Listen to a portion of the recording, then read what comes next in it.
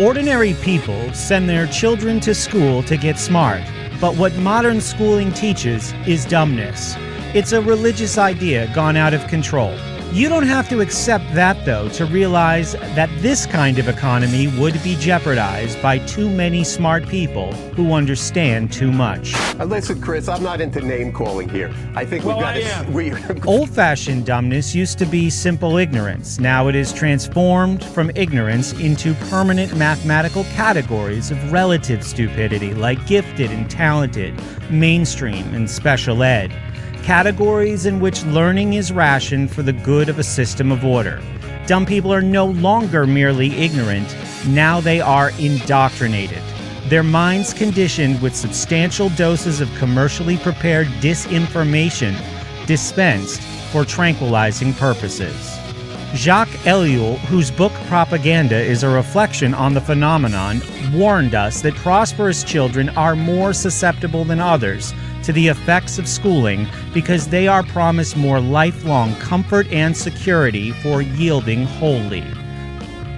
Quote, critical judgment disappears altogether, for in no way can there ever be collective critical judgment. The individual can no longer judge for himself because he inescapably relates his thoughts to the entire complex of values and prejudices established by propaganda. With regard to political situations, he is given ready-made value judgments, invested with the power of the truth by the word of experts, unquote. The new dumbness is particularly deadly to middle and upper-class kids already made shallow by multiple pressures to conform imposed by the outside world on their usually lightly-rooted parents. When they come of age, they are certain they must know something because their degrees and licenses say they do. They remain so convinced until an unexpectedly brutal divorce, a corporate downsizing in midlife, or panic attacks of meaninglessness upset the precarious balance of their incomplete humanity. Alan Bullock, the English historian, said evil was a state of incompetence. If true, our school adventure has filled the 20th century with evil. Ellul puts it this way: the individual has no chance to exercise his judgment either on principal questions or on their implication. Once personal judgment and critical faculties have disappeared or have atrophied, they will not simply reappear when propaganda is suppressed. Years of intellectual and spiritual education would be needed to restore such faculties. The propagandee, if deprived of one propaganda, will immediately adopt another. This will spare him the agony of finding himself vis-a-vis some event without a ready-made opinion.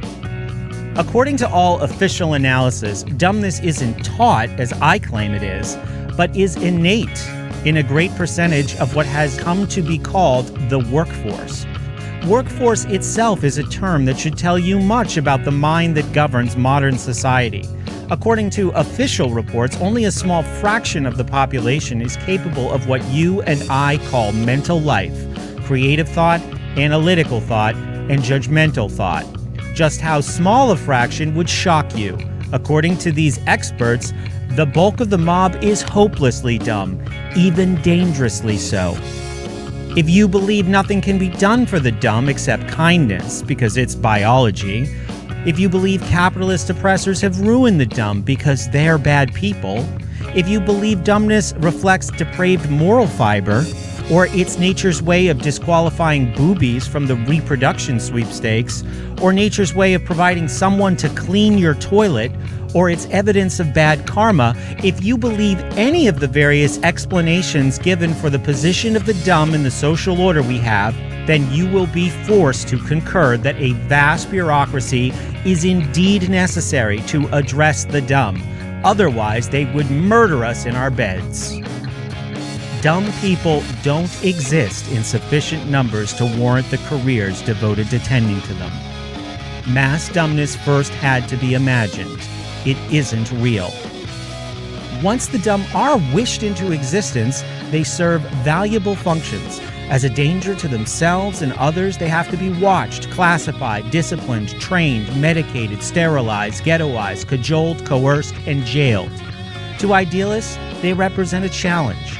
reprobates to be made socially useful. Either way you want it, hundreds of millions of perpetual children require paid attention from millions of adult custodians. An ignorant horde to be schooled one way or another.